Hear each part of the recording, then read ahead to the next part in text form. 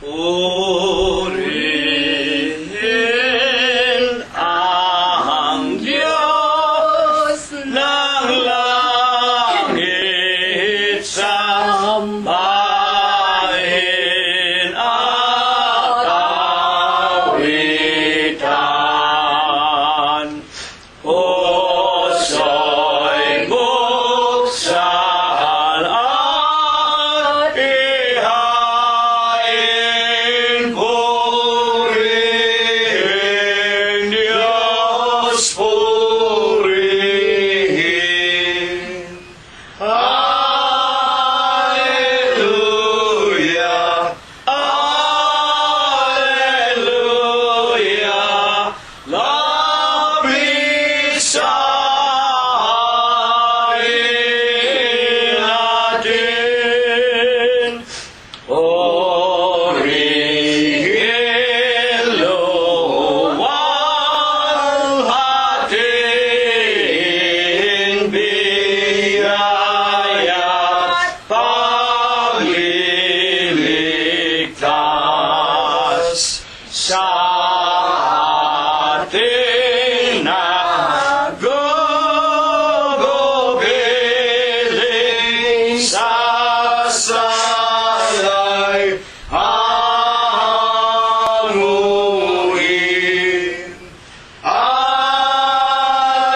Alleluia, Alleluia, Gloria Patri Dei. Ang Diyos ay naghihintay, siya ay nauuhaw. Dulugin, dulugin natin, sambahin, dumalangin. Alleluia,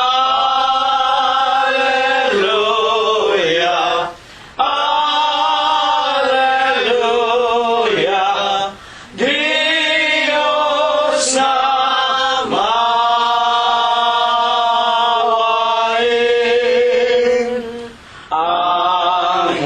Angeles sakay taasan ang pupuri-purihin. Halina mga kapatid sa templo ng amang Diyos. Alleluia,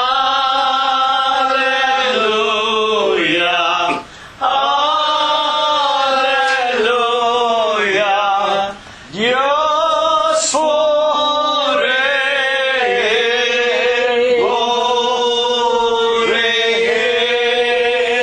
purihin. Amen.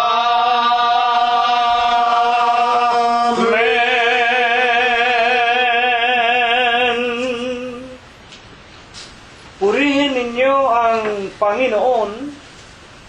Purihin ninyo ang Panginoon mula sa mga langit. Purihin ninyo ang Diyos sa kanyang mga kaitaasan. Purihin ninyo siya, ninyong lahat niyang mga anghel, mga hari sa lupa, at lahat ng mga bayan, mga pangulo at lahat ng mga hukom sa lupa, mga binata at gayon din ang mga dalaga, mga matatanda at lahat ng mga bata. Purihin ninyo ang pangalan ng Panginoon. Magsiawit tayo sa Diyos ng mga bagong awit at ng kanyang kapurihan sa kapisanan ng mga banal, sa makatwid baga sa iglesia ng Diyos kay Kristo Jesus, sapagkat ang Diyos ay nagagalak sa kanyang sariling bayan, kanyang pagagandahin ang mga kaligtasan ng mga maaamo. Purihin natin ang pangalan ng Panginoon. Purihin natin ang Diyos sa kanyang sanktuaryo. Purihin natin ang Diyos sa langit ng kanyang kapangyarihan. Purihin natin ang Diyos dahil sa kanyang mga makapangyarihang gawa. Purihin natin ang Panginoon ayon sa kanyang marilag na kadakilaan at purihin ng lahat ng mga bagay na may hininga. Purihin nila ang pangalan ng Panginoon. Amen. Atin na pong pasisimulang papurihan, sambahin, luwalhatiin ang pangalan ng Panginoong Hesukristo. Una po nating aawitin ang bilang 45 sa atin pong mga imno. Ang liwanag ng pananampalataya na biyaya sa atin ng Diyos na Ama, tanggapin sa puso at maging pag-asa. Kaluluwa ay natutong awitan siya. Sa langit pawang awit ang maririnig.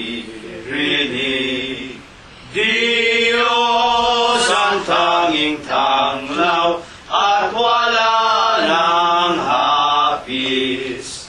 Wala na ang baga-baga at pag-uusig. Ito ang gantimpala sa mga nagtiis. Buhay kong sagana sa lumbag at dusa dahil sa kahirapan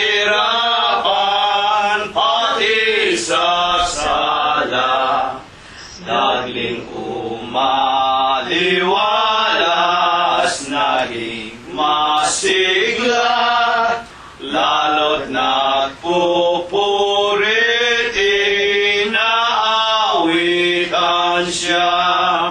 Sa langit pawang awit ang maririnig.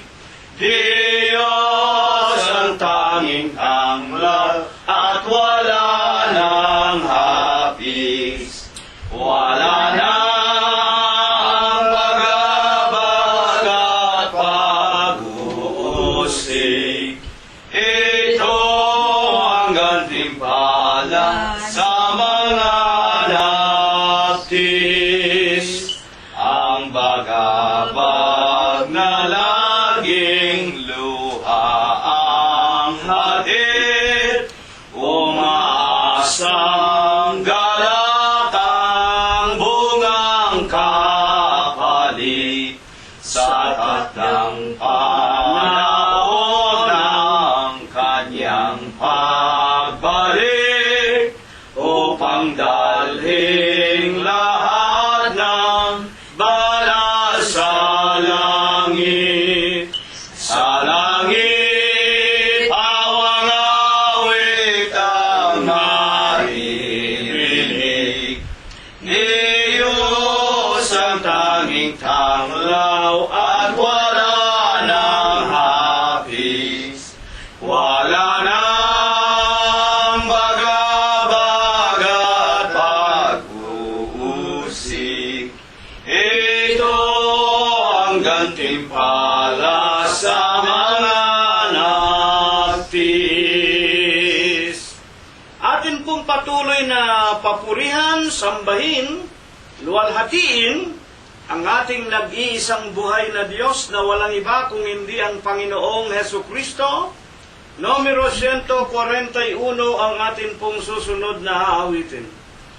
Ang pananampalataya ko'y tunay sa Iglesia ng Diyos na marangal. Kristo Jesus ang siyang umaakay sa lahat ng nasasakupan. Tunay,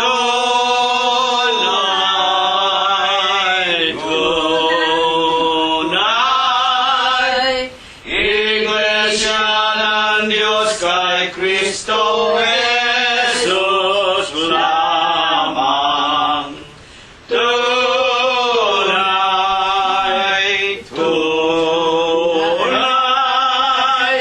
dapat nating mapaghiwalaan ang pangako ng Diyos sa taong tapat. Si Jesus sa atin ang magagawad. Sikapin nating lahat na maganap, manatili hanggang sa wakas. Tunay,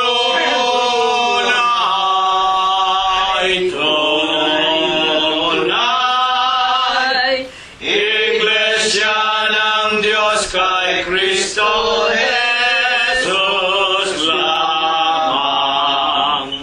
Tunay,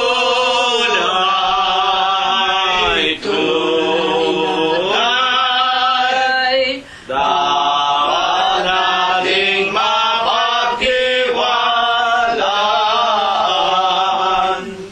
Ang kayang hirap ay ating ilagak sa Diyos ang bugtong na anak. Sa ibon ni Satan upang maligtas, laging masigla sa pagtupad. Tunay,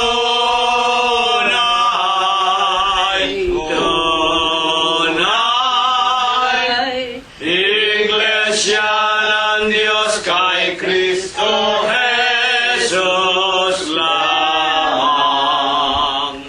Tunay,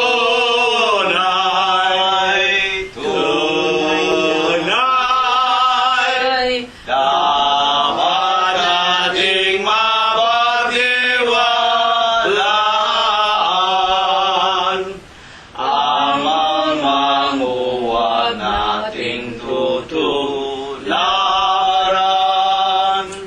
Nagtayo ng bahay sa buhanginan, di kaya ng ating inaasahan.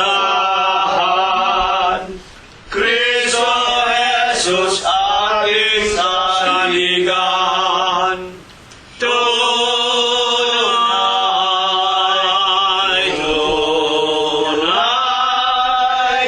Iglesia ng Diyos kay Kristo Jesus lamang.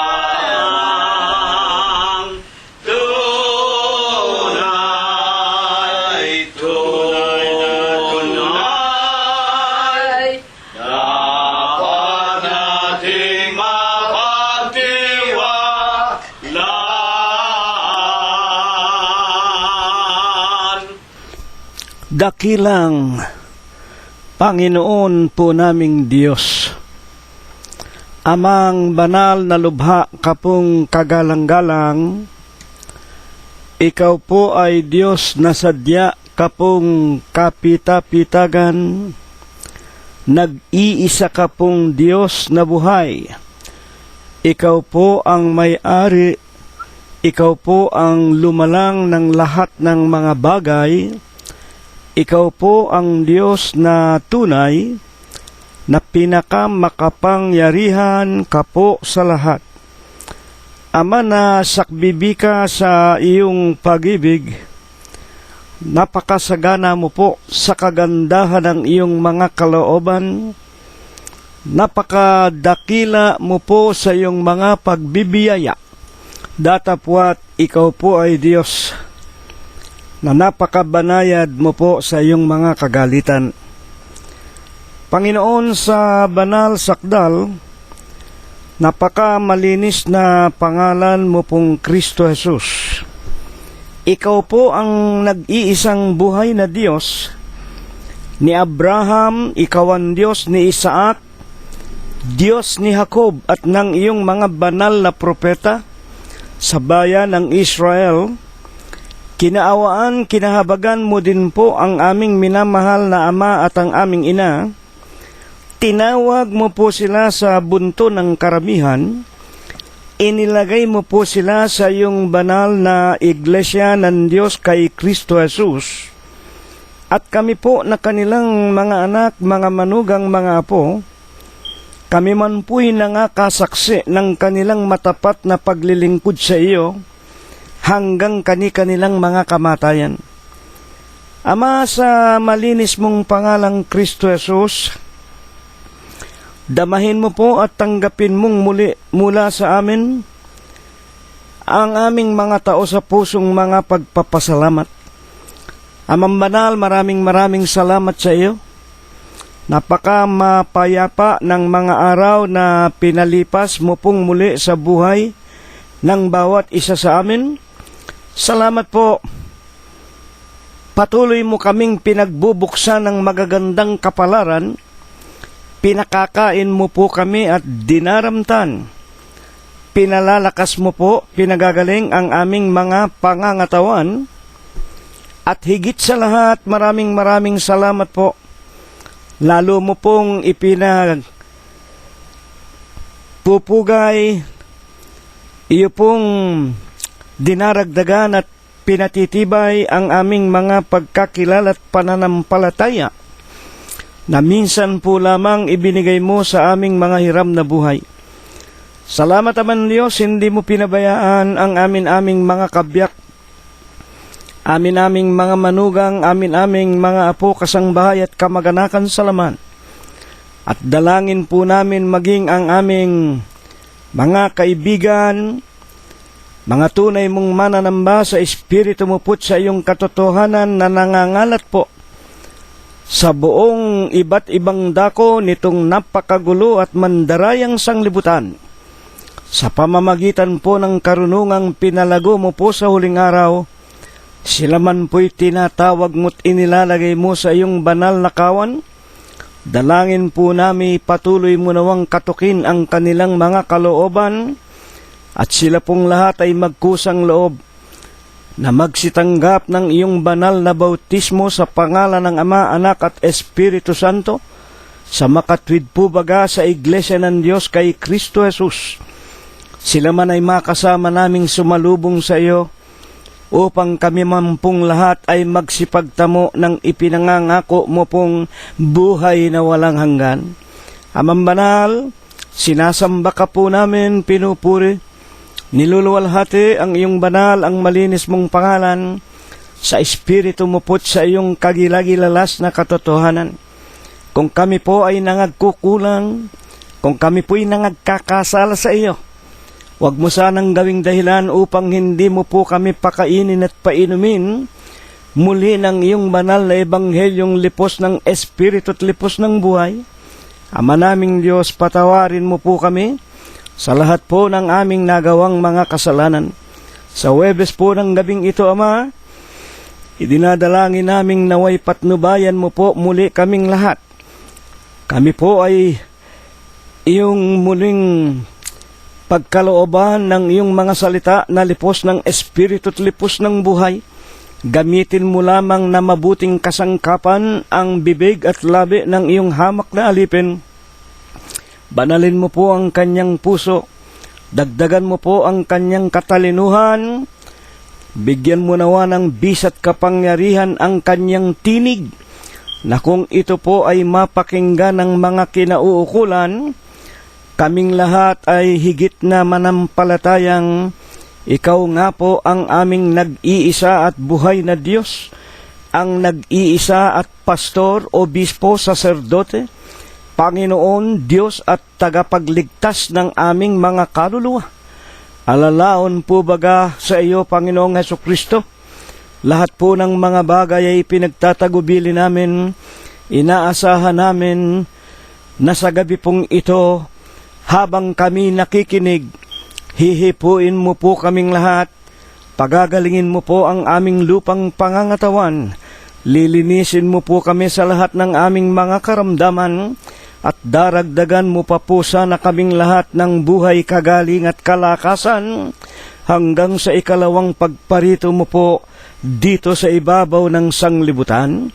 Panginoong Hesus, ang lahat po ng ito, isinasamo namin, idinadalangin, 10 ng mga bagay na hindi nasambitla ng iyong hamak na alipin, dagdag na iyo pong ibabasbas at ebebendisyon sa aming lahat, sa pangalan mong Kristo Jesus, magmula po ngayon, magpakailanman. Amen. At ngayon po, mga pinagpipitaganan, ginigiliw po namin ng mga tagapakinig. Husayin na po natin ang ating mga sariling mga kaluluwa. Tawagin na rin po natin ang ating mga kabiyak ng puso, at atin na ring tawagin ang ating mga anak, mga manugang, mga apo, kasangbahay. At kung meron na po tayong mga kamag-anakan o mga kaibigan, sa araw at oras po ng Huwebes ng gabing ito, ipag-anyaya po natin ang ating Panginoong Hesukristo, ipangumbida po natin sa kanila, na sila po ay makipag-aral muna at magsipakinig ng mga salita ng Diyos sa Kanya pong mga aral, na ito nga po ang tunay na dahilan kung bakit tayo po ay nilalang ng Diyos dito po sa sanglibutan, na kung paanong sinasabi po sa sulat ni Apostol Pablo sa Iglesia ng Diyos na nasa Efeso Kapitulo 2 at versikulo 10. Tayo po ay kanyang ginawa tayo ng Diyos para lumakad sa lahat ng mabubuting gawa. Tayo'y kanyang gawa na nilalang kay Kristo. Tayo po para sa Panginoong Hesukristo, para po tayo lumakad sa lahat ng mabubuting gawa na inihanda ng Diyos nung una pa upang siya nating lakaran. Tayo po nilalang hindi para sa ating sarili, hindi po para sa ating mga asawa, hindi para kanino man tao. Lalo na nga pong hindi tayo nilalang para sumunod at maging sunod-sunuran sa mga kautusan ng mga tao, yung mga nagsasabing mga leader ng mga relihiyon. Tayo po ang dapat lamang nating susundin at pakikinggan ang Panginoong Hesukristo. Siya po lamang ang tanging pastor, obispo, Panginoon, Diyos, tagapagligtas ng ating mga kaluluwa. Kaya nga po sa Huwebes ng gabing ito, husayin na natin ang ating kaluluwa, ayusin ang mga anak natin, ang ating mga asawa, sama-sama po, kahit na tayo lang tatatlo, apat, sa loob ng ating bahay, na gayon din ang ipinag-uutos ng Panginoong Hesukristo sa kanyang Mateo Kapitulo 6, basahin po ninyo, kahit na tayo nasa loob ng ating kwarto, makapaglilingkod tayo sa Diyos, at ito'y libre, walang bayad. Hindi na tayo lalabas pa't mag-aabala. Lahat po ng ginagawa ng mga tao, yung pagpunta-punta sa labas ng kanilang mga bahay para makipagtipon, para sumamba sa mga larawan, sa mga birhen, anyo, sa mga tao, sa mga papa, lalabas ka pa, pupunta ka pa ng katedral o simbahan, yan po ay puro kapaimbabawan. Mateo 23:23. Kung ibig ninyong maglingkod sa Diyos, wala pong bayad, walang gastos, libre. Ang kaharian po ng langit nasa ating mga puso kung sinusunod natin ang kanyang mga utos. At ang isa nga pong banal na utos, iibigin natin ang Diyos buong puso, buong lakas, buong buhay. Iibigin natin ang ating kapwa gaya ng pag-ibig natin sa ating sarili. Paano natin siya maiibig? Kung tayo po ay sasampalataya sa Kanya. Paano nga po ang pananampalataya dumarating sa atin? Roma, Kapitulo 10, versikulo 17, sa pakikinig dumarating ang pananampalataya at ang pakikinggan mga salita ng Panginoong Hesukristo, Romanos 10:17. Bakit kailangan po ang pananampalataya? Hebreo 11:6. Kung walang pananampalataya, hindi magiging kalugod-lugod sa Diyos. Hindi tayo makakarating sa langit. Hindi tayo magiging kaluguran niya. At ang sumasampalataya, kinakailangang sumampalatayang merong Diyos na magbibigay sa Kanya ng Kanyang kahilingan. At kung sino yung Diyos na yon, ako at ang Ama ay iisa, San Juan, Kapitulo 10, versikulo 30. At pag hindi tayo sumampalataya na siya nga ang Ama, San Juan Kapitulo 8, versikulo 24 at 27. Pag hindi tayo sumampalataya, siya nga ang Ama, mamamatay tayo sa ating mga kasalanan. At kung mamatay tayo, wala tayong kapupuntahan kung hindi ang ikalawang kamatayan, ang impyerno. Mga kapatid, Apokalipsis 21:8, sa mga hindi mananampalataya, ang bahagi natin impyerno. Kaya nga sa Huwebes po ng gabing ito, buksan na po natin ang ating mga aklat. Una po nating basahin sa Bibliang Ingles na pinanggalingan ng Tagalog sa Luke chapter 16 and the verse is 31. And he said unto him, If they hear not Moses and the prophets, neither will they be persuaded, though one rose from the dead. At sa wikang Tagalog po, sa Bibliang Tagalog na hinalaw noong 1905 mula sa orihinal na King James Version, at sinabi niya sa kanya, kundi nila pinakikinggan si Moses at ang mga propeta, ay di rin mga hihikayat sila, kahit ang isa ay magbangon sa mga patay. Dito po ay napakaliwanag at wala pong pagbabago. Binasa natin sa English, and he said, the Lord Jesus said to them, or to him, If they hear not Moses and the prophets, neither will they be persuaded, though one rose from the dead. Sinabi sa kanya ni Jesus, kundi nila pinakikinggan si Moises at ang mga propeta, ay di rin mga hihikayat sila, kahit ang isa ay magbangon sa mga patay. Dito po maliwanag na sa paksa na aking binasa. Si Moses, alam natin, yan ang unang-unang propeta na isinugo ng Diyos una sa bansa ng Israel sa paraon sa Ehipto para iligtas ang kanyang bansa ng Israel. Ngunit ang kanyang mga Israelita rin mismo ay hindi nga po nagsipakinig sa lalaking si Moises. At kahit na ng pagkalooban ng Israel ng kanilang sariling bayan, matitigas ang ulo ng mga Israelita, ng mga anak ng Diyos. Hindi rin nagsisipakinig sa mga propeta na nagsisunod kay Moses. At ang wika pa man din dito, Kahit na ang patay ay magbangon sa libingan, hindi rin nila pakikinggan.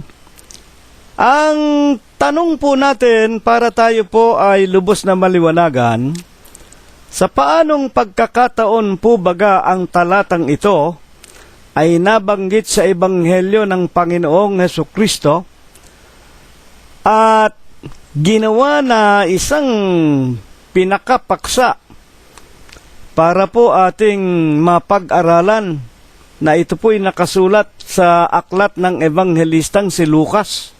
Buksan po natin ang Lucas 16:13, ang pinagmulan at bumangon ang paksa nating ito. Walang alipin na makapaglilingkod sa dalawang Panginoon. 16:13, Lucas, ito po ang pinakapuno na pinanggalingan ng ating paksa. Buksan po natin 16:13 ng Lucas, ang Panginoong Hesukristo ang nangangaral, walang aliping makapaglilingkod sa dalawang Panginoon, sapagkat kapupuutan niya ang isa at iibigin ang ikalawa. O dili kaya magtatapat sa isa at pawawalang halaga ang ikalawa. Hindi kayo makapaglilingkod sa Diyos at sa mga kayamanan. Dito po parang nagagalit ang Panginoong Hesukristo. Sino po baga ang kanyang pinangangaralan na nasa kanyang harapan ng pagkakataong ito? Ibaba po natin 16:14 ng Lucas. Ang mga pariseo, eto po, alam natin, pag binabanggit yung mga pariseo, ito po yung mga mayayabang, ito po yung mga mapagpaimbabaw, ito po yung mga nananamit ng magagandang mga damit, mapuputi, yung kanilang mga labas pinagaganda nila, at nagpaparangalan sa harapan ng mga nakapalibot sa kanila. Ang mga pariseo, 16:14, Lucas, napawang maibigin sa salapi, mga mukhang kwarta, ay nangakikinig ng lahat ng mga bagay na ito, at si Jesus, tinutuya nila. Tinutuya nitong mga mapagpaimbabaw na ito. Ang Panginoong Hesukristo nangangaral. Ito nga po ang pinanggalingan ng ating paksa. Ituloy pa natin, Lucas 16:19. Mayroon nga isang taong mayaman at siya'y nagdaramit ng kulay ube at maselang lino, at sa araw-araw ay kumakain ng sagana. 20. Isang pulube na ang pangalan ay Lazaro, lipos ng mga sugat, inilalagay sa kanyang pintuan. Putulin ko po muna. Dito po ipinagpapatuloy ang pangangaral ng Panginoong Hesukristo patungkol po rito sa mga nakikinig na mga pariseo na mga hambog at mayayabang na lagi na lang tinutukso ang Panginoon. At dito nga po ipinakikilala sa kanila ng Panginoon, hindi maaaring ang isang tao'y makapaglingkod sa dalawang Panginoon, sapagkat itong mga pariseong ito ay mga mukhang salapi. Kumbaga sa huling araw na ito, walang inatupag itong mga taong ito kung hindi kung paano magkakamit ng kapangyarihan. Halimbawa, sa gobyerno, kung paano magkakaroon ng mataas na posisyon, ng impluensya, para lalong marami silang manakaw, maraming makurakot, magpayaman sila. Ito sinasabi nga ng Panginoon, merong isang taong mayaman, nagdaramit ng kulay ube, at maselang lino, at sa araw-araw ay kumakain ng sagana. At kung alin yung kulay ube, yan po mga damit ng mga kardinal at ng mga obispong mga leader ng simbahang Katoliko at ng mga Protestante. Yan ang mga paimbabaw, yan ang mga eskribas, yan ang mga pariseo. Mateo 23:23, na ipinangangalandakan yung kanilang kapurihan sa lahat ng mga tao. Ngunit may isang pulube na ang pangalan ay Lazaro, 16:20, lipos ng sugat at inilalagay sa pintuan ng mayaman. 21, ng 16 din po ng San Lucas, at naghahangad ang pulube na makakain ng mga mumo na nahuhulog mula sa dulang ng mayaman. Oo, at lumalapit pati ang mga aso at hinihimuran ang kanyang mga sugat. Ituloy natin, 22. hanggang 23. At nangyari, namatay ang pulubi. Namatay po si Lazaro, yung pulubi. At siya'y dinala ng mga anghel sa sinapupunan ni Abraham. Itong pulubing ito, na napakahirap, para lang makakain, pumupunta sa harapan ng bahay nitong mayaman. Mga tagapakinig, at ang iniintay niya, mahulog man lang yung kinakain niya sa kanyang paanan para madampot ni Lazaro at makakain. At namatay nga ang pulubi, ngunit dinala siya, saan po?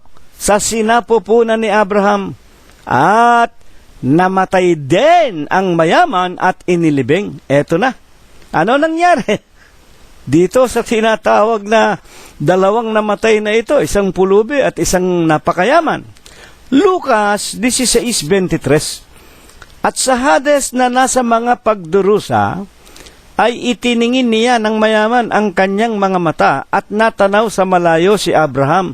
Si Abraham po, dediretsuhin ko na para wag tayong masyadong humaba, kumakatawan po sa Diyos nang mamatay itong pulubi na napakahirap, walang makain, hirap na hirap sa buhay, diretso siya dinala ng mga anghel sa dibdib sa sinapupunan ng Diyos. At ito nga si Lazaro ay nasa kanyang sinapupunan. 24. At siya'y sumigaw at sinabi, Amang Abraham. Sino yung sumigaw? Yung mayaman.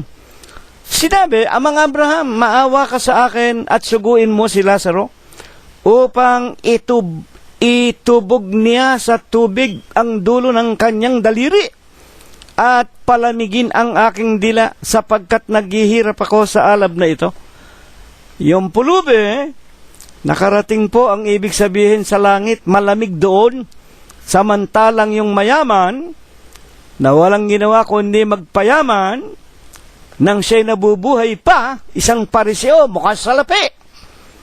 Mga magulang at mga kapatid, naglilingkod sa mga kayamanan at walang panahon sa Diyos, siya po napatapon sa impyerno.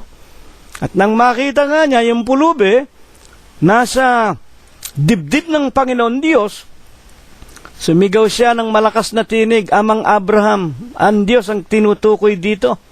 Suguin mo naman si Lazaro. Sabihin kay Lazaro, idaw-daw ang kanyang daliri sa tubig at ilagay sa aking dila. Napakainit dito at nag-aalab. Ano ang sinabi ng Panginoon Diyos? 16:25 ng Lucas din. Tuloy natin, tanong at sagot lamang tayo.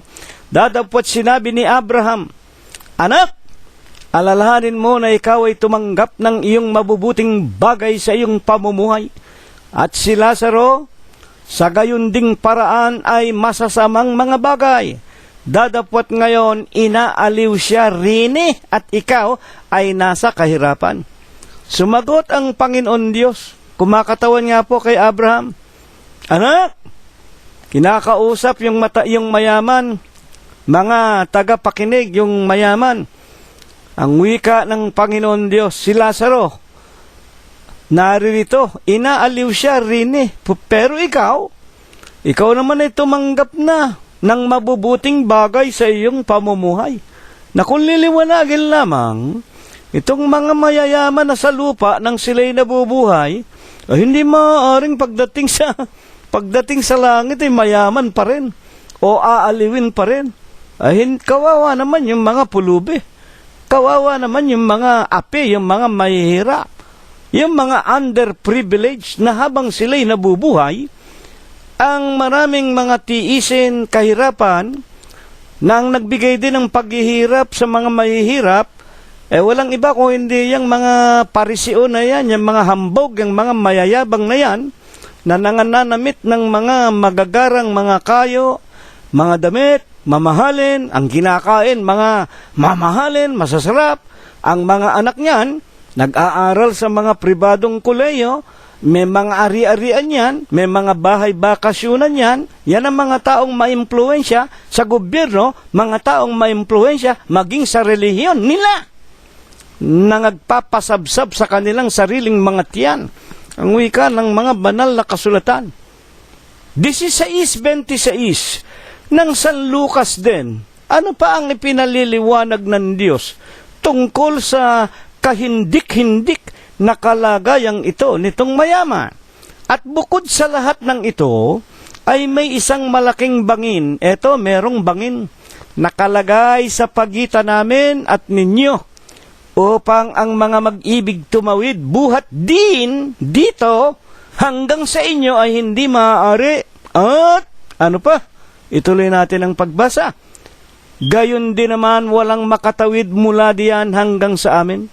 Ipinaliwanag ng Diyos sa mayaman na nasa impyerno. Bukod sa paghihirap mo sa init, naglagay ang Panginoon Diyos ng bangin sa gitna ng langit at ng impyerno para hindi kayo makatawid dito, para hindi kayo makapunta rito. Naging masarap na ang buhay ninyo. Inubos na ninyo ang inyong langit sa lupa. So there is a strict separation of heaven from hell. Hindi po maaari yung namatay na at nasa impyerno na, makakaahon pa, makakarating pa sa langit. Kaya dito po, isang napakalaking bagay. Sana unawain ninyo ng mga kaibigan ko na nakikinig, kayong mga Katoliko, wala pong tinatawag na purgatorio. Ito pong simbahang Katoliko, palibhasa ang sinusunod nito, ang itinuturo nito, puros utos aral ng mga demonyo na sinsay sa katotohanan, utos katha ng mga tao, sinsay sa katotohanan, Titus 1:14, at sila pa nga ang nagbabawal ng pag-aasawa ng kanilang mga mangangaral, at sila rin ay tulad ng mga vegetarian o mga sabadista, pinagbabawal ang pagkain ng karne, lalo na nga kung mahal na araw daw. Unang Timoteo, Kapitulo 4, versikulo 1 hanggang 4, na ito'y mga utos aral ng mga demonyo. Dinagdagan pa nila, meron daw purgatorio. Wala pong purgatorio. There is no such thing as purgatory. Ayan po mga aral, superstisyon, katha, utos ng mga tao. Sa makatwid baga, wala sa Biblia, utos aral ng mga demonyo. Kaya huwag kayong magagalit sa akin. Sino pa ang magtuturo sa inyo kung hindi natin ito pakikinggan, kung hindi natin ito pag-aaralan? Bay, kawawa naman ang inyong mga kaluluwa. Kaya kami, nagpapakamatay kami, ibinibigay namin ang buhay namin, ipinaglilingkod namin ang anuman sa aming mga pag-aari para makarating ang mga araling ito, at sa paano mang paraan, idinadalangin naming maawat mahabag sa inyong lahat na nakikinig ang Panginoon Diyos. Nabuksan din naman niya ang mata ng inyong mga puso para po kayo ay maalisan sa kahindik-hindik, nakalalagyan ng mga nagpapakasasa, nagpapakasarap, nagpapakayaman. Inuubos na ninyo ang inyong langit dito sa lupa. Wala na kayong panahon sa Diyos. Katulad ng sinasabi ni Apostol Pablo sa Iglesia ng Diyos na nasa Romanos Kapitulo 3, versikulo 10 hanggang 18, sa huling araw na ito, walang matuwid, wala, kahit isa. Walang humahanap sa Diyos, walang nakakatalastas, walang nagsasaliksik, walang nagtatanong. Dapat sana pinag-aaralan ninyo ang mga katotohanan ito, mga tagapakinig po namin, na kapag ang isang tao ay nabuhay sa kanyang mga kalayawan, nabuhay sa tinatawag na mga bagay ng sanglibutan, lalo na nga ng kayamanan, alam naman natin, nagpapakabuyo sa kalayawan, bagaman mga buhay sila'y mga patay. Una na nga ang pag-ibig sa salapi, na ugat ng lahat ng kasalanan. Mga tagapakinig, ito po ang mangyayari sa atin pag namatay tayo, katulad tayo ng mayaman. Itinapo ng Diyos sa impyerno, sa dagat-dagatang nagniningas na apoy at asupre, at kailanman hindi tayo maililigtas ng sino mang tao, tulad ng sinasabi ng banal na paksa po natin ngayon. Kahit na ang wika ng Panginoong Jesucristo, isugo ko sa kanila si Moses at ang mga propeta, ay hindi sila makikinig kay Moses. At kahit na magbangon ako ng mga matagal ng mga patay na mga banal ng Diyos, ay hindi rin makikinig ang mga tao. Bakit? Bising-busy. Saan? Sa pagpapasarap sa mga kayamanan at mga kalayawan. Ang ikalawang maitatanong po natin ay ito. Kaya nga dahil dito, sa ating mga napakinggan na ibinangon sa atin ng Diyos, lalo na nga dito sa ating paksa, upang tayo po ay maturuan sa mga huling araw na ito.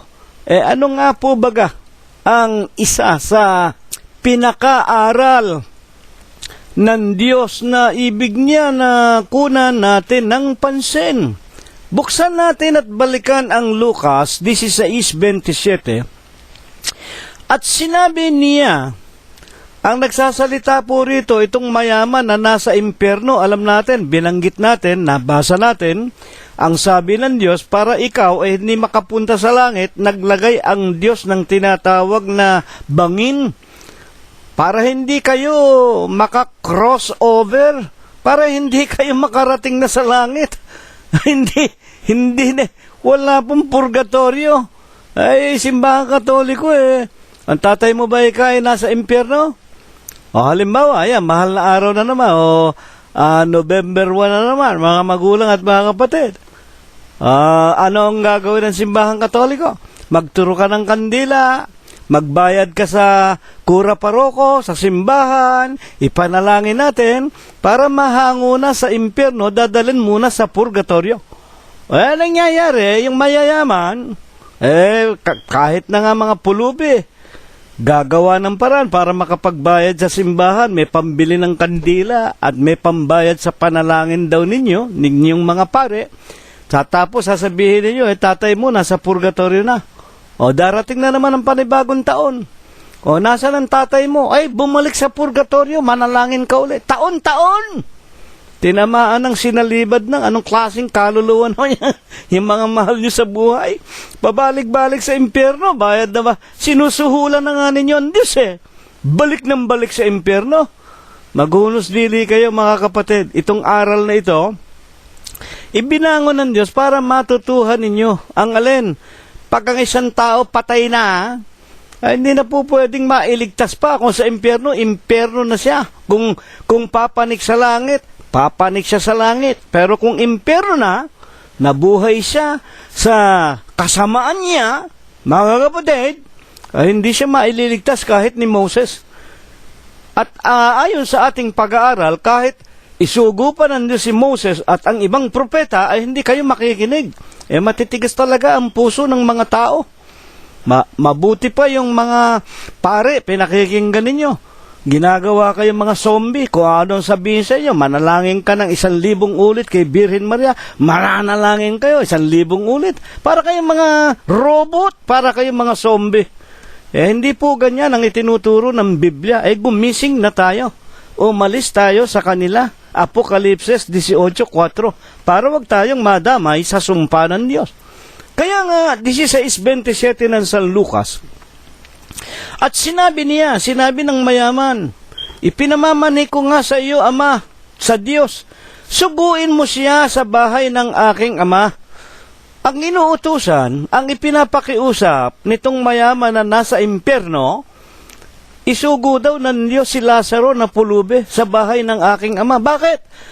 16:28, sapagkat ako'y merong 5 kapatid na lalaki. May mga kapatid pa akong nabubuhay. Upang sa kanila'y patotohanan niya, nino ni Lazaro na patay. Baka pati sila ay mga paparito sa dakong ito sa impyerno ng pagdurusa. Nakikiusap ako, Panginoon Diyos, Amang Abraham, isugo mo si Lazaro sa aking bahay, sa aking ama. May 5 pa akong mga kapatid na lalaki. Pagsabihan ni Lazaro, huwag tumulad sa akin. Baka sila'y makasama ko rin dito sa impyerno. Ano bang isinagot ng Diyos? Lucas 16:29. Dadapwat sinabi ni Abraham o ng Diyos na dito po'y ginagamit lamang dito sa aralin na ito si Abraham na kumakatawan po ito sa ating amang Diyos, mga tagapakinig. At sinabi sa kanya ni Abraham, nasa kanila si Moses.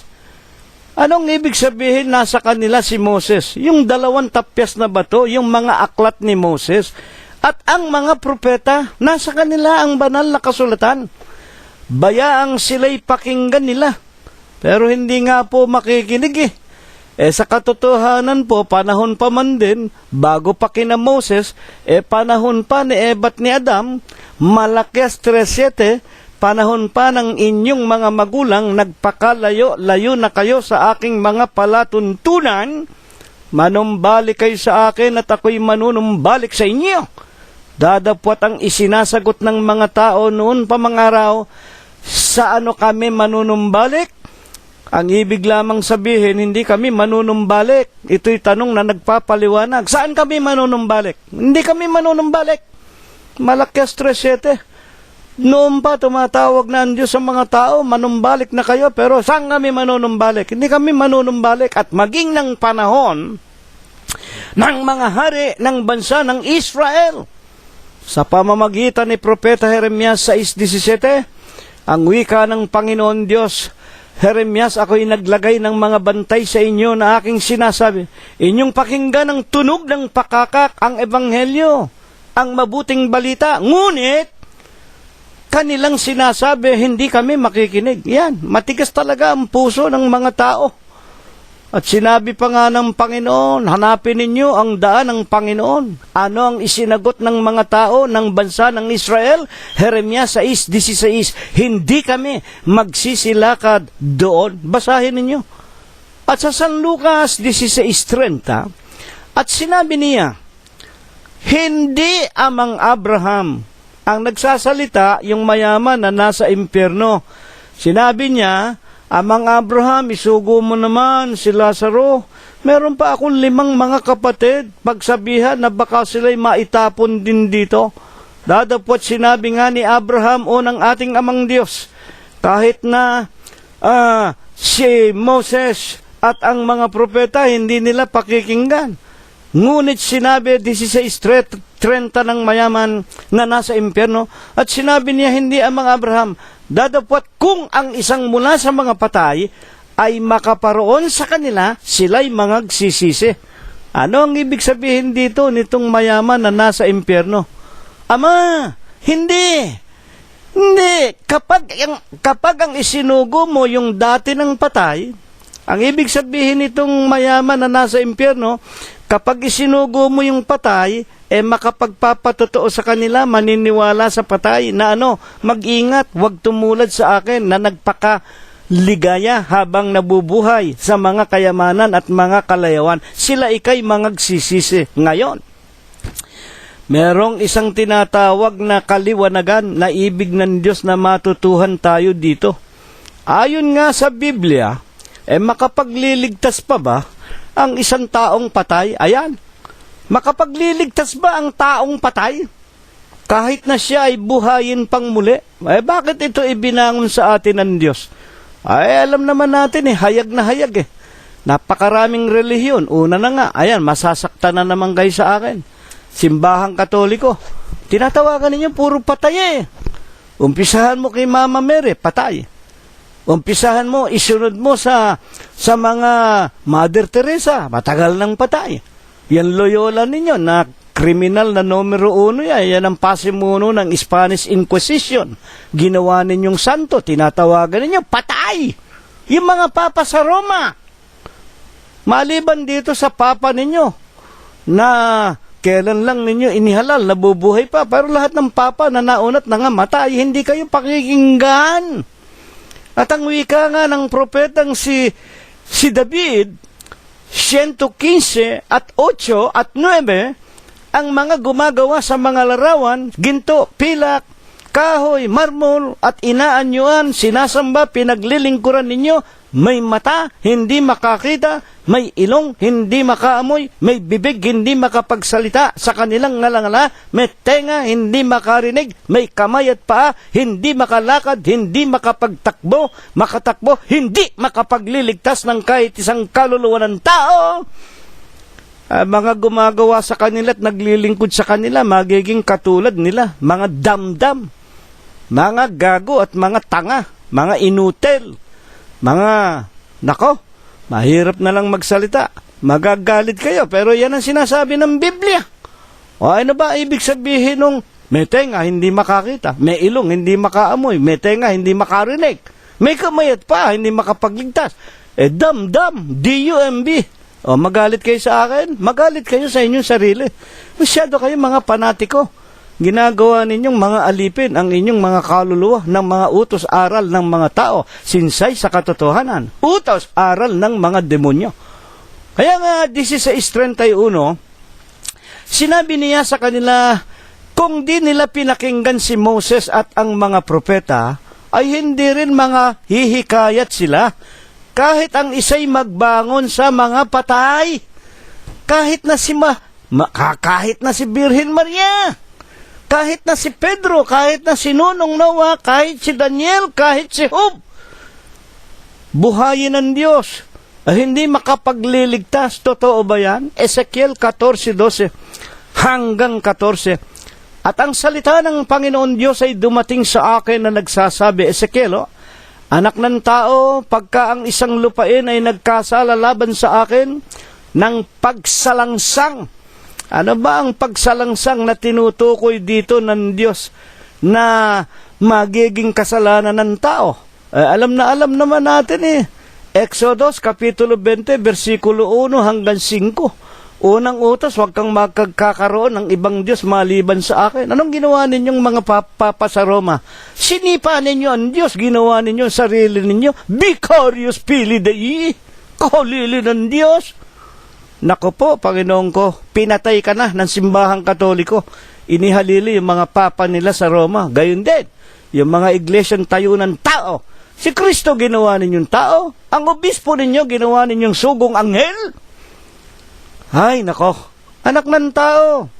14:13, Ezekiel, pagka ang isang lupain nagkasala laban sa akin ng pagsalangsang, at iniunat ko ang aking kamay doon, at aking binali ang tungkod ng tinapay, economic breakdown, at nagsugo ako ng kagutom, ayan, drought, tsunami, El Nino, El Niña, kagutuman, at inihiwalay ko roon ang tao at ang hayop. 14:14. Bagaman ang tatlong lalaking ito na sino? Mga banal. Si Nunong Noah. Sino pa? Si Propeta Daniel. Si Propeta Job. Bagaman ang tatlong ito na mga banal na matagal ng mga patay, Noah, Daniel at Job nangandoon. Kahit na mabuhay ang tatlong ito na mga banal, ang kanila lamang ililigtas ang kanilang sariling mga kaluluwa sa pamamagitan ng kanilang katwiran, sabi ng Panginoon Diyos. Hindi po makapagliligtas ng ibang tao si Noah, si Daniel at si Job, kahit na Mama Mary ninyo. Ang ililigtas lang nila yung kanilang sarili dahil gumawa sila ng katwiran. Kayong mga nakikinig, huwag naman kayong magagalit. Kailan pa kayong magigising? Kailan ninyo ililigtas ang inyong mga kaluluwa at ang kaluluwa ng inyong mga anak, mga asawa, mga mahal sa buhay? Hanggang kailan kayo magbibingi-bingihan, magtatanga-tangahan? Huwag kayong magagalit. Napakaliwanag, basahin ninyo, Aklat ng Mga Awit, 115 at 8. Magiging mga damdam kayo pagka kayo'y naglingkod sa mga larawan. Huling katanungan po natin, ano po baga ang napakabanal na aral na nais ng Diyos na maikintal natin sa ating mga kaluluwa sa napakagandang paksang ito? Lucas 12:15. At sinabi niya sa kanila, ang Panginoong Jesucristo, mangagmasid kayo at kayo'y mangag-ingat sa lahat ng mga kasakiman. Ito po, huwag tayong maging mga sakim. Napakinggan natin sa paksa nating ito, itong mayaman, nananamit ng magarang damit, kumakain, pagkatapos nasa harap ng kanyang bahay, nakikita niya yung pulube, si Lazaro, hindi man lang niya pabigyan ng pagkain, iniintay pa niya yung nahuhulog na mumo sa kanyang pinggan, yun ang dadamputin ng pulube. Wala man lang sa puso ng mayamang ito ang maawat mahabag sa kanyang kapwa na naghihirap. Sinabi niya sa kanila, mangagmasid kayo't kayo'y mangagsipag-ingat sa lahat ng kasakiman, sapagkat ang buhay ng tao hindi sa kasaganaan ng mga bagay na tinatangkilik niya. Napakaraming mga tao akala nila porke sila'y mayaman, masarap ang kinakain, yung mga anak nag-aaral sa mamahaling kolehiyo, akala nila wala na silang kamatayan, mga Diyos na sila. At sinabi niya sa kanila, mangagmasid kayo ang wika ng Panginoong Jesucristo, 12:15 ng Lucas, at kayo'y mangag-ingat sa lahat ng kasakiman, sapagkat ang buhay ng tao hindi sa kasaganaan ng mga bagay na tinatangkilik niya. 12:31, Lucas din. Gayon man, hanapin ninyo ang kanyang kaharian. Kahit na mayaman ka na, kahit na ikaw ng pinakamatalinong tao, kahit ikaw ng pinakamarangal na tao, ang mukha ng nakikita natin sa Pilipinas, napakaraming mga Pilipinong leader dyan boksingero na, kongresista, gobernador pa, at naging senador pa, mga magulang, at nagpapastor pa. Kutakot-takot na katungkulan. Sino ba ginagawa ninyong sinungaling? Ang Panginoong Jesucristo o kayo? Hindi kayo makapaglilingkod sa dalawang Panginoon. Dalawa lang, matataranta ka na. Ikaw apat-apat ang Panginoon mo. Mga kapatid at mga magulang. Di ba? Gobernador na, senador pa, kongresista pa, boksingero pa, pastor ka pa. Hindi kayo makapaglilingkod sa dalawang Panginoon. Katakot-takot ang gusto nyong paglingkuran. Lahat ng karangalan, lahat ng kapurihan. Huwag kayong magagalit. Nagsasabi lang ako ng katotohanan. Nasa dyaryo, nasa television, nasa YouTube, nasa mga dyaryong Pilipino. Alam na ninyo kung sino yan. At yung iba pang mga hindi ko na nabanggit ng mga magmula presidente hanggang pinakamaliit na barangay tanod. Puro kayo. Ay nako, mga kapatid at mga magulang. Gayon may hanapin ninyo kahit na mayaman ka na. Kahit nakapuri-puri ka na, kahit maluwalhati na ang buhay mo, hanapin mo pa rin ang alin, ang kaharian. Kaharian ng Diyos. At idaradag sa inyo ang mga bagay na ito. Hindi na dapat pagkaabalahan yun kapag tayo'y nasa kaharian na ng Diyos. At sa 12:32 at 34 ng Lucas, kaya nga huwag kayong mga takot. Ito'y sa ating mahihirap. Mga munting kawan, kami, kokonti kami, napakamunti kami, sapagkat nakakalugod na mainam sa inyong Ama, ang sa inyo'y ibigay ang kaharian. Amen. Purihin ang Panginoon. Salamat po, Panginoon. Naway ipagpatuloy mong ibigay sa amin ang iyong kaharian dito sa lupa. Ipagbili ninyo ang inyong mga tinatangkilik. Kayo'y mangaglimos. Yan ang pag-ibig sa kapwa. Magsigawa kayo sa ganang inyo ng mga supot na hindi nangaluluma. Bakit? Supot na hindi naluluma, isang kayamanan sa langit na hindi nagkukulang.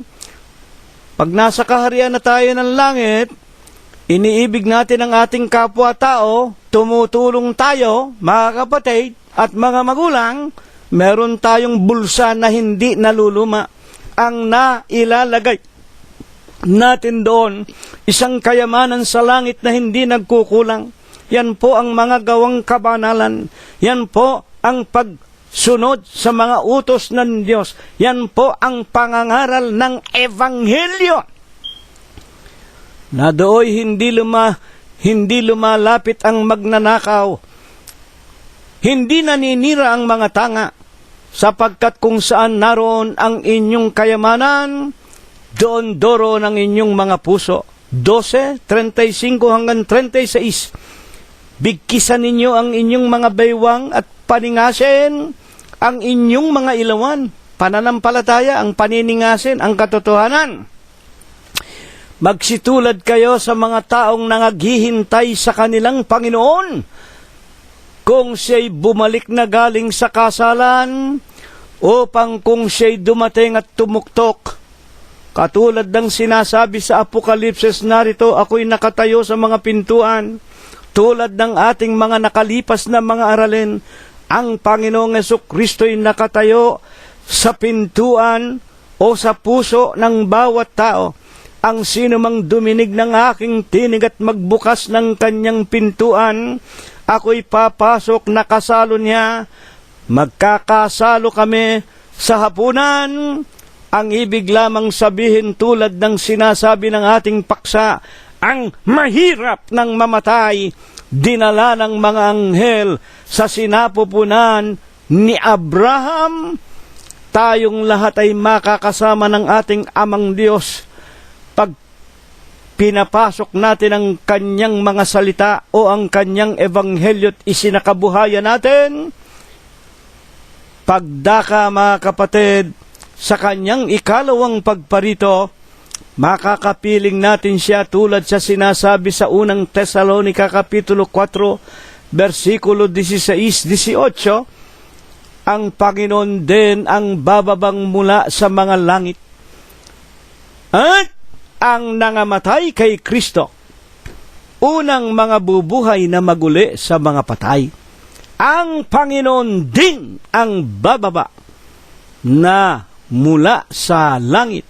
May tinig ng arkanghel, may pakakak ng Diyos. At kung magkagayon ang nangamatay kay Kristo, unang mga bubuhay na maguli sa mga patay. Sa ikalawang pagparito, sino ang nangamatay kay Kristo? Iglesia ng Diyos kay Kristo Jesus. At kung magkagayon tayong nangabubuhay pa, kung buhay pa tayo sa ikalawang pagparito, aagawin tayong kasama ng Diyos sa mga alapaap upang sumapanginoon tayo magpakaikailanman.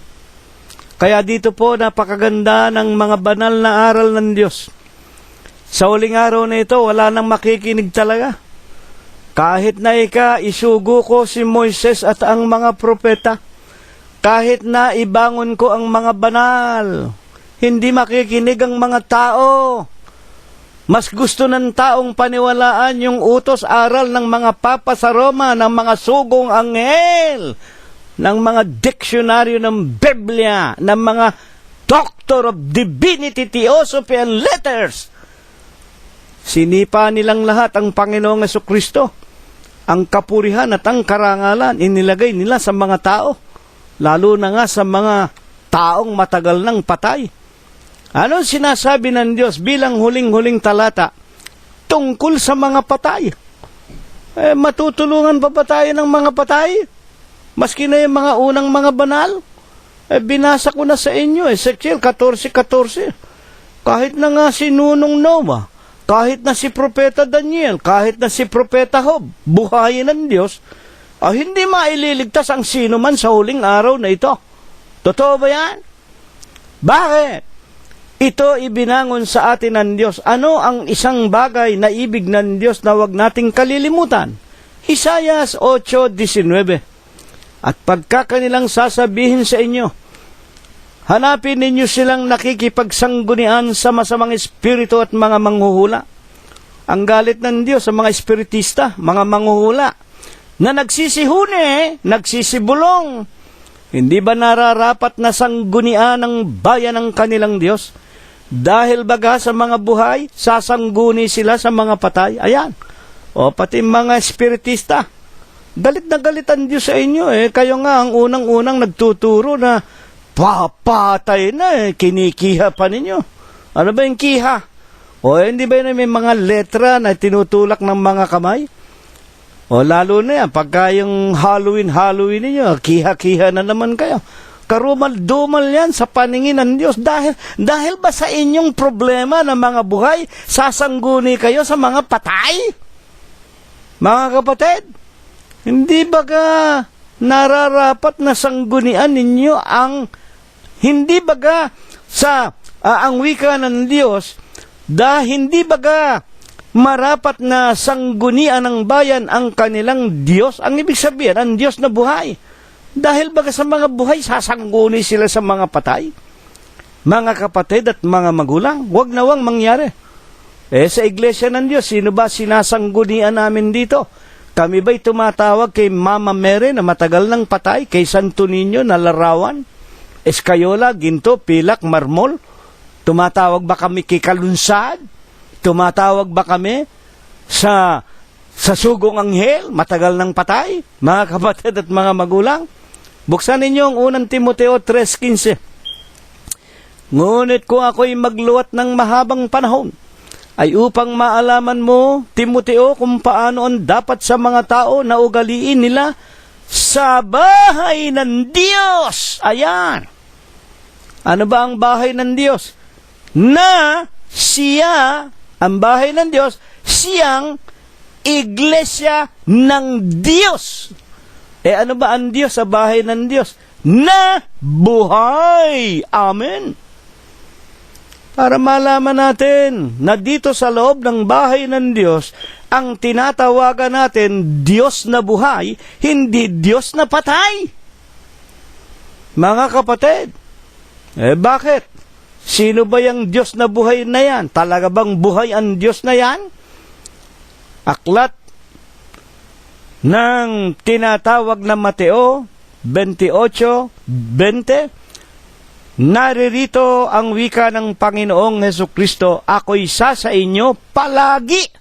Ang Panginoong Hesukristo hindi namatay. Ako'y isa sa inyo palagi hanggang sa katapusan ng sanglibutan. Until the end of times. Kayo naman mga iglesia at tao kayo. Vicarious Filii, sinipaan ninyo ang Diyos, pinalitan ninyo ng Papa sa Roma. O kaya iglesia naman ng mga tao. Pinatay ninyo ang Kristo, inilagay ninyo yung inyong pundador, matagal nang patay, namatay yung pundador, inihalili yung anak, ngayon yung apo na. Kaya naman ipinahintulot kayo sa lahat ng kaguluhan. Kayong mga relihiyon, tayo ng tao, ngayon pa lang, parusa na ng Diyos. At ang buong Pilipinas, ang buong mundo, dahil nga sa mga pagsamba, sa mga Diyos-Diyosan, ibinigay ng Diyos sa lahat ng tinatawag na kapighatian. Ngunit, ang wika ng Panginoong Hesukristo na aming pastor at obispo, 16:33 ng San Juan, sa sanglibutan, marami kayong kapighatian. Laksan ninyo ang inyong mga loob, aking dadaigin ang sanglibutan. Amen. Ito po ang aming pananampalataya sa Iglesia po ng Diyos kay Kristo Jesus, ang Panginoong Hesukristo ang aming pastor, ang aming obispo. Hindi na kailangan isugo po sa amin si Moses at ang mga propetang matagal nang patay. Hindi namin kailangan ang mga patay. Ang kailangan namin ang Panginoong Hesukristo. Hanggang ngayon nabubuhay sa Kanyang kapurihan, sa Kanyang karangalan, sa Kanyang kaluwalhatian, sa Kanyang pagliligtas, sa Kanya ang pagkakaloob sa amin ng kapayapaan, sa Kanyang kaharian dito sa lupa, sa Iglesia ng Diyos kay Kristo Jesus. Dito namin kayo inaanyayahan. Ito nawa ang ipagpala, ito nawa ang ibasbas sa atin ng Diyos magmula ngayon, magpakayi kailanman. Amen.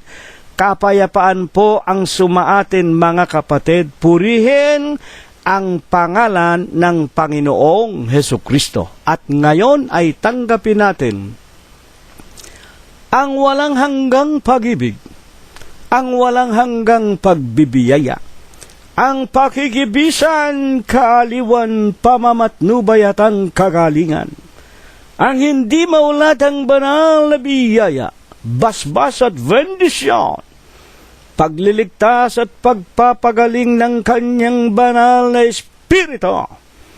Tunawang muli niyang ipagkaloob sa ating mga magkakapatid, mga magkakaibigan at mga mag-aanak, sa loob at labas ng ating mga dampang tahanan, sa paghanap natin ng ating kakainin sa araw-araw, sa lahat ng ating sariling mga kabyak, ating mga anak, ating mga manugang, mga apo, kasangbahay at kamag-anakan sa laman, at sa buong kalaganapan ng Iglesia ng Diyos kay Kristo Jesus, magmula ngayon, magpakayi kailanman. Amen. Kapayapaan ang sumaatin mga kapatid, purihin ang pangalan ng Panginoong Hesukristo. hanggang sa darating na linggo po kung tayo po ay binubuhay pa. Maraming salamat po sa inyong lahat.